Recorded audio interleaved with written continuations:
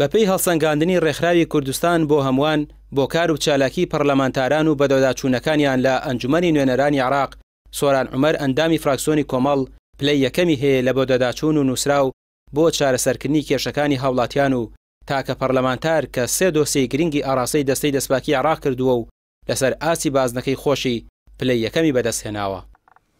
بەندە خۆشبەختانە لە بەدواداچوون و نووسراوی فەرمی بۆ لایەنە پەیوەندیدارەکان و سەردان کە کرۆکی کاری پەرلەمانیە پلەی یەکەم ئەمتیا بەدەستهێناوە کە زۆرترین بەدواداچوون و کاری پەرلەمانی ئەنجام داوەتیایە و لە بازنەکەی خۆم کە بازنەی چوارە بتوێن و پشت دەرتا دووکان پلەی یەکەم ئەمتیایە بەدەستهێناوە و لە تەنها پەرلەمانتاریشم کە 4 دۆسیەم ئاراستەی دەستەی دەستپاکی عێراق کردووە و هەر چواریان لە لێکۆڵینەوەن و لە یەکێکیشیانە ئەوەی کە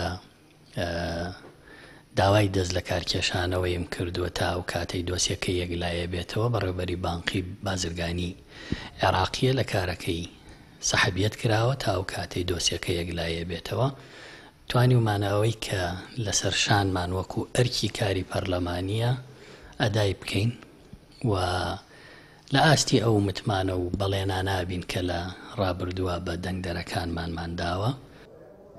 ڕێکخراوی کوردستان بۆ هەمووان کە هەڵسەنگاندنەکەی کردووە دەڵێن کاری ئەوان هاندانی پەرلەمانتارانە و کێبڕکێ لەسەر دەستنیشانکردنی چالاکترین پەرلەمانتار دروست دەکەن. ئومێد دەکەین لە ئەم ساڵ ئەم ڕاپۆرتێ ئەم ساڵمان هاندەدێکی باش بێت بۆ ئەو پەرلەمانتارە بەڕێزانە بە یەکتیم وەکو نوێنەری پادەستگای سلێمانی بتوانن کار بۆ جێبەجێکردن و هێنانەدی ئامانجەکانی تریان بکەن و هەروە چارەسەری ئەو کێشانش کە ئەو 11 کێشەیە کە لە ساڵی ڕابردووانەیان توانی چارەسەریان بۆ بدۆزنەوە ئەم ساڵ هەوڵ بدەن چارەسەریان بکەن. نوێنەرانی کۆمەڵی دادگەری لە هەر پۆست و پلەیەکدا بوو بن کاریان خزمەت بووە بە هاوڵاتیان بۆ دەداچوون بۆ گرفت و کەموکوڕیەکان کاری لە پێشینەیان بووە و بە ئەرکی ڕاستەقینەی خۆیان زانیوە بۆ ئایندەش هەر بە هەمان نەفەس کار دەکەن. ڕامیار عوسمان، کەناڵی پێام، سلێمانی.